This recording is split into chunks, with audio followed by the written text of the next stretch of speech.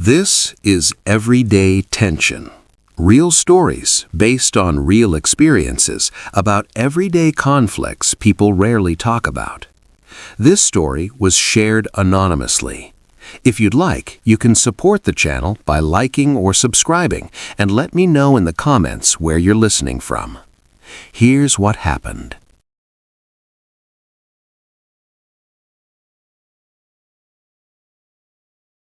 The text came in on a Tuesday morning. I was feeding the baby.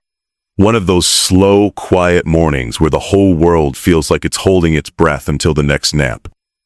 My phone buzzed on the arm of the chair, a sharp sound in the quiet. I picked it up with my free hand, expecting a shipping notification or maybe a reminder from the pediatrician. It was a group text from my mother-in-law, Linda, addressed to me, my husband Mark, his sister Sarah, and her husband. I read it once, then again, the formula bottle slipping a little in my hand. The baby fussed, and I adjusted my grip, my eyes glued to the screen. No matter how hard it is, I want all 3 grandchildren at my house for Christmas. The reality is that I still have my own house. That was it. Just those 2 sentences.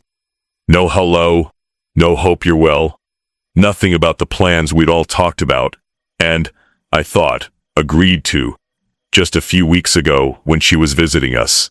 I stared at the words. The reality is that I still have my own house. It felt like a punch, a rebuttal to an argument nobody was having, or maybe one she'd been having in her head for weeks. I put the phone down and finished feeding Leo. He's 3 months old. His whole life fits into the cycle of eat, sleep, diaper change, repeat. It's a simple, exhausting world. Looking at his face, so peaceful and full of milk, made the text seem even more absurd and more heavy. This was about him, too. He was one of the 3 grandchildren being summoned. When Mark got home from work that evening, I showed him. He took the phone, read it, and let out a long, slow breath. Not a sigh of anger, more like a sigh of recognition. Like he'd been waiting for the shoe to drop. Well, he said, handing the phone back, there it is. There what is? I asked, though I knew. The Christmas thing. I knew it wasn't Sen. But she agreed, I said, my voice sounding tinny, even to me. When she was here, we sat right at this table and talked about it. She said it made sense for us to do Christmas morning here, just us, and then drive down in the afternoon for dinner at your sister's. She said she understood the drive was a lot with the baby. Mark started unpacking his lunch bag, not looking at me. She said she understood. She didn't say she agreed. That's the same thing. He just shrugged. That shrug. I've seen it for the 10 years we've been together. It's his default response to his mother, a physical surrender to the inevitable tide of her whims. It's not the same thing to her. Agreeing means she's going along with someone else's plan. Understanding just means she heard you. The visit a few weeks back had been stressful. It was only the second time she'd met Leo. The first time was in the hospital, a blur of flowers and photos. This was the first real visit. She drove the 2 hours and arrived with a car full of gifts, mostly clothes for a 6-year-old, not a newborn. She held Leo awkwardly, like he was a ceramic doll she might break. She kept talking about how she wished she could see him more. How 2 hours was such a distance, how other grandmothers get to pop over all the time. She said it with a smile, but her eyes were on me, as if I'd personally chosen our hometown and plotted the mileage. We tried to have a nice weekend. We really did, but everything felt like a test. The way we heated his bottles, the brand of diapers we used, the fact that we weren't using the crib her friend had supposedly offered us. On the last night, over a takeout dinner she'd insisted on paying for, the Christmas talk came up. Sarah, Mark's sister, had already floated the idea. Her house is bigger, central to everyone. She has 2 kids, aged 5 and 8, and a playroom. She offered to host the big family dinner. It made sense. Linda's house is small, 2 bedrooms. It's crammed with the remnants of her old life before the divorce and the new, awkward pieces of her life with Gary, the boyfriend she'd started seeing only a few months after the papers were signed. The living room feels like a storage unit. You can't fit more than 5 people without someone standing in the hallway. That night at our table, Mark laid it out gently. Mom, with the baby and the drive, it's just easier if we do our own thing Christmas morning. Let Leo have his first Christmas in his own home. Then we'll load up and come down for dinner at Sarah's in the afternoon. You can come over there. It'll be more space for the kids to run around. Linda had nodded, sipping her wine. She'd looked at Leo, asleep in his bouncer. I just want everyone together, she'd said, her voice soft. It's been such a hard year. And we all nodded. It had been a hard year for her. The divorce from Mark's dad wasn't ugly, but it was sad, and it left her unmoored. She'd lived in that house for 30 years, but suddenly it was too big. Then, it was all she had. She sold it, downsized drastically to the 2-bedroom, and almost immediately started seeing Gary. The whiplash of it all left Mark and Sarah speechless most of the time. You couldn't criticize her choices, not when she was so clearly fragile, but you couldn't keep up with them, either. Sarah's house is together, Mark had said. We'll all be there. You, me, Jess, Leo, Sarah, Tom, the kids. Dad said he might stop by for a drink later, too.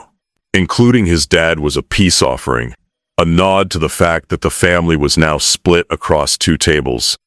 I know, Linda had said, waving a hand. It makes sense. It's just, I'm used to hosting. I'm the mom. She'd said it with a little laugh, but her chin had trembled. But you're right. For the kids. Sarah's place is better for the kids. We took that as an agreement, a reluctant, emotional, but final agreement. We moved the conversation to safer ground. We talked about the weather, about Gary's new job. We thought it was settled. The text proved it wasn't settled at all. It was a declaration of war, couched in the language of maternal suffering. No matter how hard it is, as if we were the ones making it hard.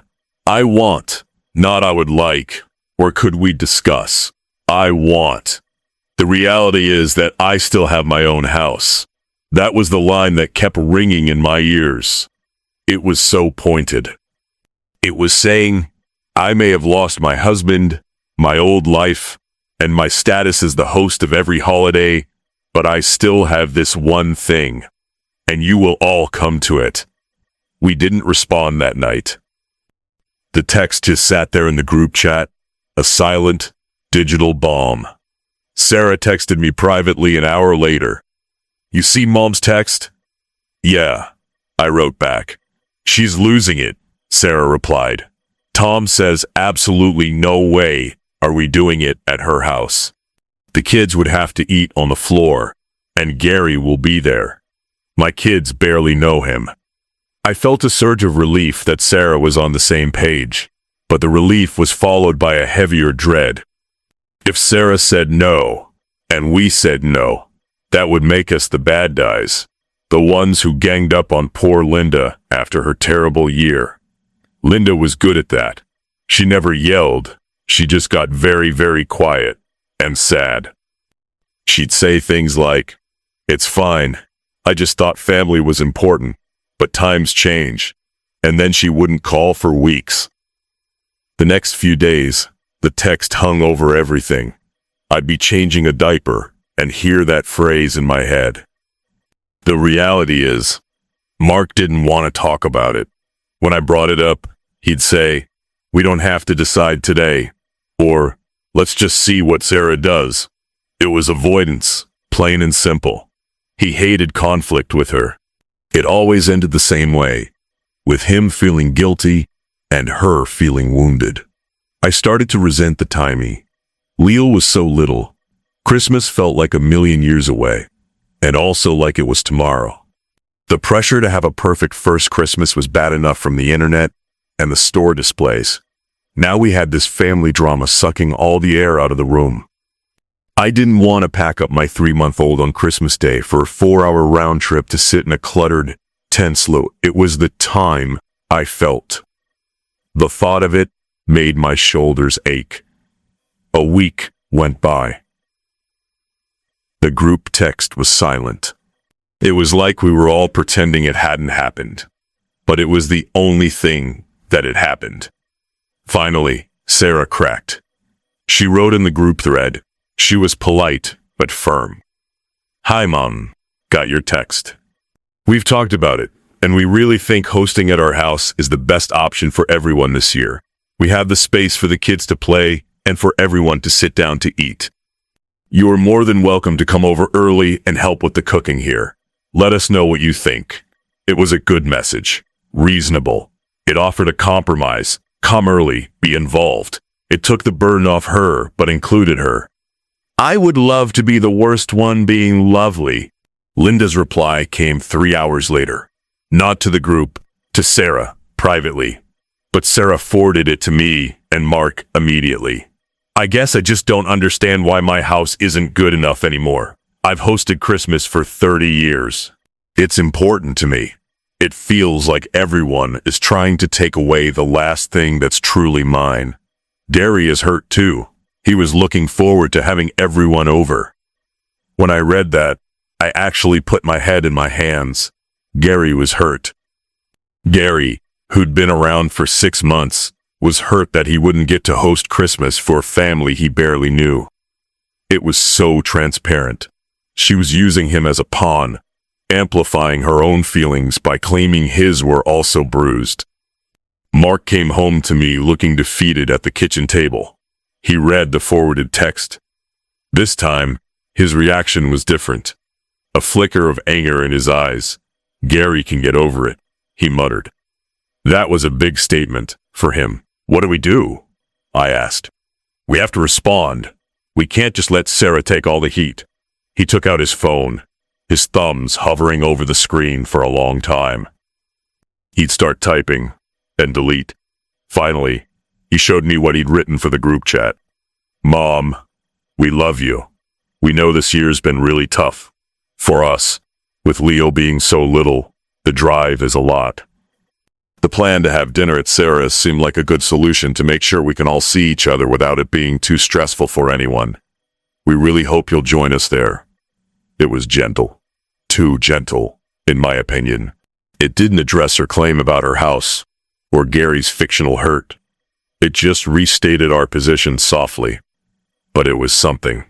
It was us saying no, in the kindest way possible. He hit send. The read receipts popped up for everyone. Linda didn't reply. She didn't like the message. She just left it on read. That was her signature move. Silence as punishment. Days turned into a week. The silence was worse than the texts. Now, every time my phone buzzed, my stomach clenched, thinking it was her. It never was. She disappeared. Mark called her midweek just to check in. He put it on speaker while he washed bottles. She answered, her voice bright and fake. "Oh, hi, honey. How are you?" "We're good, Mom. How are you?" Busy. You know, Christmas shopping. So much to do." They talked about nothing for 5 minutes. The weather, Gary's work, Leo's latest weight check from the doctor. Not a single word about Christmas, or the text, or Sarah's house. It was a masterclass in avoidance. When he hung up, he looked drained. "Well," I asked, "she's not going to bring it up. She's waiting for us to cave. Thanksgiving came and went. We spent it with my family, which was its own quiet source of guilt for Mark, though he'd never say it. The December calendar on the fridge started to fill up with other things. A pediatrician appointment, a work party for me that I probably wouldn't go to, a potential visit from an old friend. And every day, the unspoken Christmas question sat in the middle of it all, a dark smudge on the page. Sarah called me. "She's not talking to me," she said, sounding exhausted. I called to ask what she wants for Christmas, and she said, "Oh, I don't know. It doesn't feel much like Christmas this year. I just can't win." I felt for Sarah. She was on the front lines, geographically and emotionally. She lived 20 minutes from Linda. The pressure on her was constant. I started having imaginary conversations in the shower. I practiced saying, "Linda, we are not bringing our infant to your crowded house on Christmas Day. The answer is no." It sounded strong and clear in the steam, but in the real world, I knew I'd never say it. Mark would never say it. We'd all just keep twisting in the wind, hoping the other would give in. The weirdest part was the daily routine. Leo would smile, a real, gummy smile. I'd sing silly songs to him. Mark and I would collapse on the couch after he was finally asleep and watch half an episode of something before we passed out. Life was happening, a good life, in our little house. And all the while, this low-grade fever of anxiety about a holiday weeks away was burning in the background. I thought about just giving in. What was one day? We could go. We could cram into her living room. The kids would be bored and cranky. Gary would make awkward conversation. The food would be okay, but there wouldn't be enough table space. It would be stressful and uncomfortable, and we'd drive home exhausted, Leo screaming most of the way. But then it would be over. The guilt would be gone. Linda would be happy, or at least she wouldn't be sad at us. I mentioned this to Mark one night. Maybe we should just do it, to keep the peace. He was quiet for a long time. He was holding Leo, who was dozing on his chest. "No," he said finally, his voice low. "It's not about keeping the peace. It's about her getting her way. If we do it this year, it sets the pattern. Next year, it'll be the same thing. And Leo will be bigger, and it'll be even harder to say no, because we did it once. Sarah's plan is the right plan. It's the only plan that works for everyone. She just can't stand not being in control." Hearing him say it so clearly was a shock. He was right. This wasn't about Christmas at her house. It was about her needing to feel like the matriarch, the center, the host. The divorce had stripped that identity from her, and she was clawing to get it back, using Christmas as the battlefield.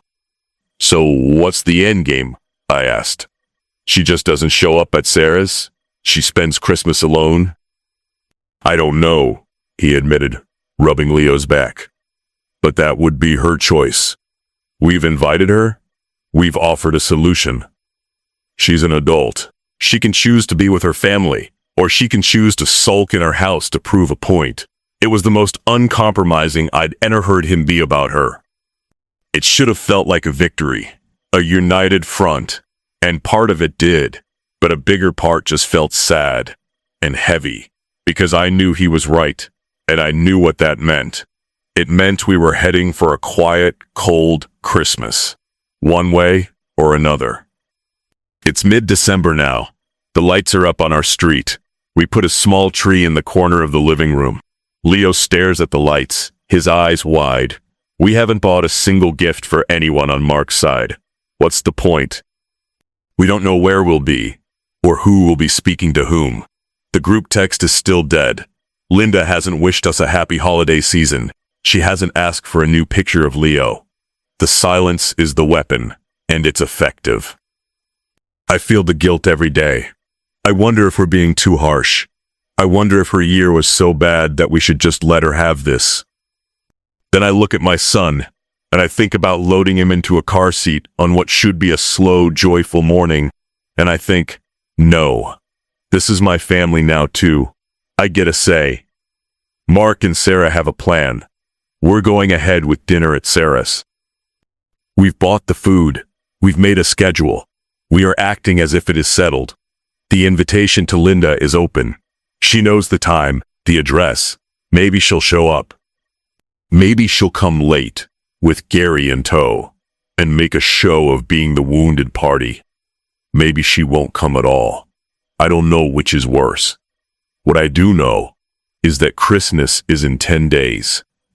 My baby's first Christmas. And instead of feeling excited, I just feel tired and wary, like I'm waiting for the other shoe to drop, even though it already has. It dropped in a text message in November, and we've been cleaning up the pieces ever since. The pieces are very small and very sharp, and they get everywhere. I find them when I'm trying to sleep. I find them when I'm watching Leo laugh. I'll probably be finding them for a long time.